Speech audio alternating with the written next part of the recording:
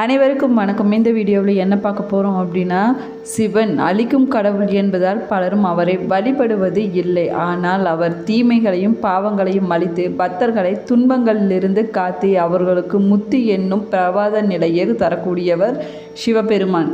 அப்படிப்பட்ட சிவ வழிபாட்டிற்கு பயன்படுத்தப்படும் மந்திரங்கள், பூக்கள், சிவ அபிஷேகத்திற்கு பயன்படுத்தக்கூடிய பொருட்கள், சிவ விரதம் என ஒவ்வொன்றிற்கும் ஒரு விதமான பலன்கள் இருக்கின்றன. சிவன் கோவிலுக்கு சென்று வழிபடும் நேரத்திற்கும் கிழமைக்கும் ஒவ்வொரு பலன்கள் இருக்கிறது. இதில் எந்த கிழமைகளில் எந்த நாட்களில் சிவனை தரிசித்தால் என்ன குறைகள் தீரும் என்பதை பற்றிய சுவாரஸ்ய தகவல்களை தெரிஞ்சுக்கலாம். வாங்க வீடியோக்குள்ளே போகலாம்.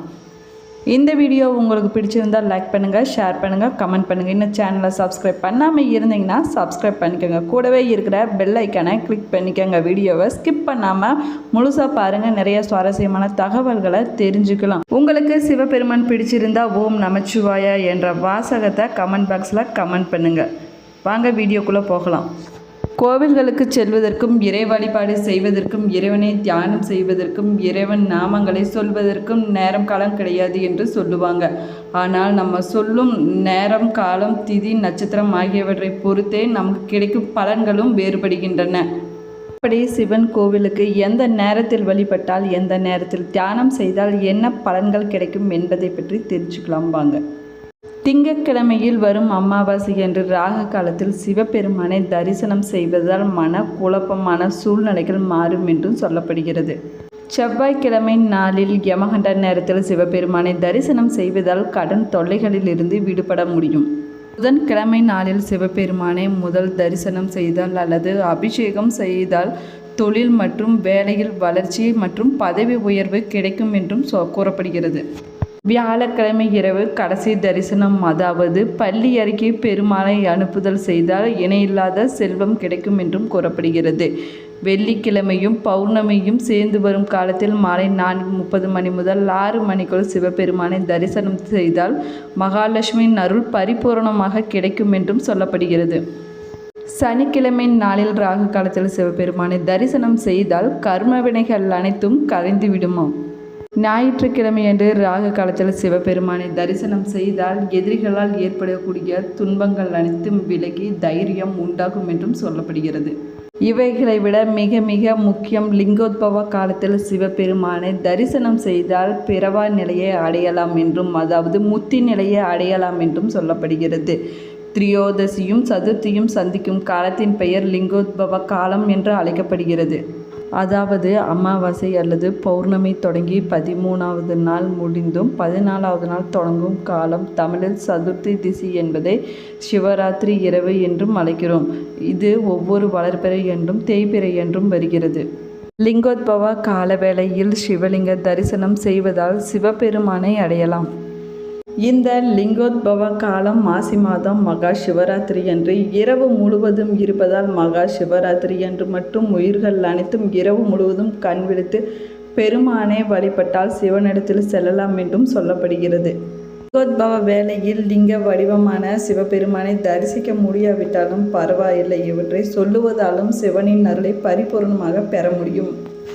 சிவாய நம என்னும் எளிமையான பஞ்சராஷ்டிர மந்திரத்தை சொல்லலாம். இதுவும் சொல்ல முடியாவிட்டால் சிவாய வஷி என்று சொல்லலாம். அதுவும் சொல்ல முடியாவிட்டால் ஓம் சிவ சிவ ஓம் என்று சொல்ல சொல்ல சிவனின் திருவழிகளை அடையலாம். முறையாக வழிபடுவதால் நம்முடைய கர்ம வினைகள் அனைத்தும் நீங்கும் என்றும், தீய கர்மாக்களிடம் இருந்து விடுபட சிவனை வழிபடுவதே ஒரே வழியாகும் என்றும் சொல்லப்படுகிறது. சிவபெருமானே ஒரு சில குறிப்பிட்ட முறைகளில் வழிபட்டார் அவரின் அருளை எளிதில் பெற முடியும். சிவ வழிபாட்டில் ஈடுபடும் பொழுது சிவனின் அருள் மட்டுமின்றி நமக்கு சிவந்தை உணரும் தன்மை, ஆன்மபலம் போன்றவற்றை பலவிதமான நன்மைகளை நம்மால் பெற முடிகிறது. தெய்வங்கள் அனைத்திற்கும் தலைவனாக விளங்கக்கூடியவர் சிவபெருமான் என்று சொல்லப்படுகிறது. அதனாலேயே சிவனுக்கு மகாதேவன் என்ற திருநாமம் ஏற்பட்டதாகவும் சொல்லப்படுகிறது. அதே போல உலக உயிர்கள் அனைத்தையும் தோற்றுவிப்பதிலும் ஒழுங்குபடுத்துவதும் சிவனுக்குள் தான் இருக்கிறது என்று சொல்லப்படுகிறது.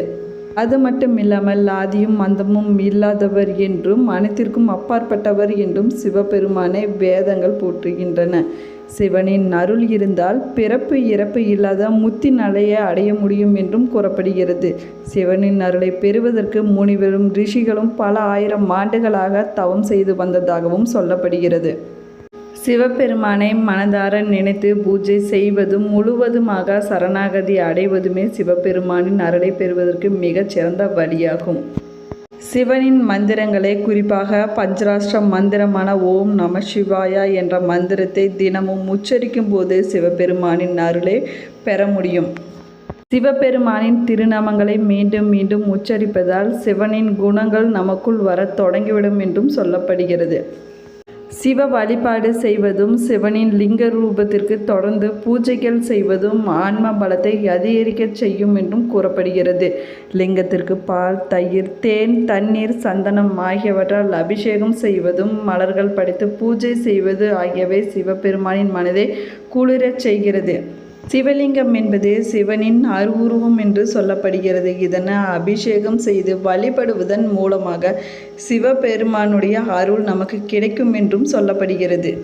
சிவனின் அருளை பெறுவதற்கு மிக சிறந்த வழி ருத்ர அபிஷேகமாகும். சிவன் என்றாலே இன்பத்தை வழங்குபவர் என்பது பொருளாகும்.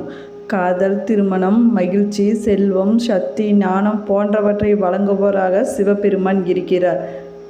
அது மட்டுமில்லாமல் நாம் செய்யும் பூஜைகளால் எளிதில் மன மகிழ்ச்சி கொண்டு பக்தர்களுக்கு அருள் செய்து அவர்களுக்கு வேண்டிய வரங்களை தரக்கூடியவர் சிவபெருமான் ஆவார்.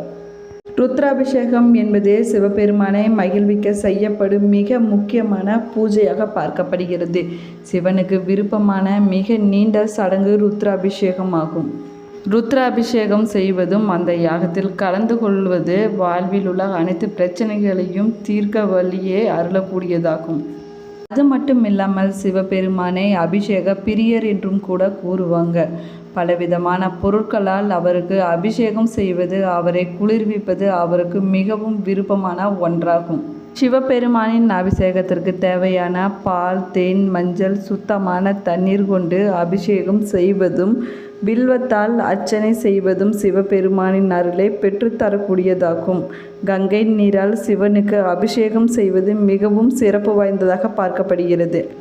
ருத்ராட்சம் சிவபெருமானின் அம்சமாக பார்க்கப்படுகிறது. இதை அணிவதன் மூலமாக அளவில்லாத பலன்களை பெற முடியும் என்று சொல்லப்படுகிறது. ருத்ராட்சம் மனித குலத்தில் ஈசன் அளித்த அருள் கொடையாகவே பார்க்கப்படுகிறது. ருத்ரன் அஷம் என்ற சமஸ்கிருத சொல்லின் பொருளே ருத்ராட்சம் என்று அழைக்கப்படுகிறது. சிவனின் கண்ணீரில் இருந்து தோன்றிய ருத்ராட்சத்தை அணிந்து கொள்வதால் சிவனின் அருள் நமக்கு பரிபூரணமாக கிடைக்கும் என்று சொல்லப்படுகிறது. அது மட்டுமில்லாமல் சரியான முறையில் ருத்ராட்சத்தை அணியும் போது அதிக பலன்கள் பல மடங்காக அதிகரிக்கும் என்றும் சொல்லப்படுகிறது. சிவன் கோவிலுக்குள் நுழைந்தவுடன் ராஜகோபுரத்தை தெய்வ வடிவமாக எண்ணி வணங்கிவிட்டு தான் கோவிலுக்குள் செல்ல வேண்டும். கோவிலுக்குள்ளே போக முடியாதவங்க தூரத்தில் இருந்து கூட கோபுரத்தை தரிசனம் செஞ்சுக்கலாம். அப்படி கோபுரத்தை தரிசனம் செய்வது கடவுளையே தரிசனம் செய்வதற்கு சமமாக பார்க்கப்படுது. கோபுர தரிசனம் கோடி புண்ணியம் என்று நம்ம முன்னோர்கள் சொல்லி இருப்பதை கேட்டிருப்போம். அப்படிப்பட்ட கோபுரத்தை தரிசனம் செய்வது ரொம்பவே நல்லது. சிவன் என்றால் தமிழில் சிவந்தவன் என்பது பொருளாகும். வடமொழியில் சிவம் என்ற சொல்லுக்கு முதன்மையானது என்று அர்த்தமாகும். மங்களகரமானது என்று பல பொருட்கள் இருக்கின்றன. முதல்வன், இறஞ்சடை, அந்தணன், காரியுடைய கண்ட கடவுள், ஆலமார் கடவுள் என்பவையெல்லாம் சிவ பெயர்கள். சிவனுக்கு மிகவும் உகந்த நாளாக திங்கட்கிழமை நாள் பார்க்கப்படுகிறது. சிவனை நினைத்து அனைவருமாக விரதம் இருந்து வழிபட்டு பால், அரிசி, சர்க்கரையும் பழங்களையும் நைவேத்தியமாக சமர்ப்பணம் செய்து வழிபடலாம். செவ்வாய்க்கிழமை தினமானது அனுமன், முருகப்பெருமான், துர்க்கை போன்ற தெய்வங்களுக்கு உகந்த நாளாக பார்க்கப்படுகிறது. சிவபெருமான் வழிபாட்டிற்கு நீல தாமரை மிகவும் உகந்ததாக பார்க்கப்படுகிறது. அரளிப்பூ சிவபெருமானுக்கு அரளிப்பூவை பக்தியுடன் வைத்து வழிபட்டால் நமது மனதில் இருக்கும் வேண்டுதல்கள் நிறைவேறும் என்று கூறப்படுகிறது. சிவனை வழிபடும் சமயத்தில் ஓம் நமச்சிவாயா என்னும் மந்திரத்தை கூறி வழிபடுவது மிகவும் நல்லது. சிவபெருமானை அடைவதற்கு சரணாகதி ஒன்றே வழியாகும். அவரை முழுமையாக சரணடைபவர்கள் வாழ்வில் எல்லா வளங்களும் நலங்களும் பெற்று வெற்றி பெறுவார்கள் என்று கூறப்படுகிறது. இந்த வீடியோ உங்களுக்கு பிடிச்சிருந்தால் லைக் பண்ணுங்கள், ஷேர் பண்ணுங்கள், கமெண்ட் பண்ணுங்கள். இன்னும் சேனலை சப்ஸ்கிரைப் பண்ணாமல் இருந்தீங்கன்னா சப்ஸ்கிரைப் பண்ணிக்கோங்க. கூடவே இருக்கிற பெல் ஐக்கானை கிளிக் பண்ணிக்கோங்க. Thank you viewers.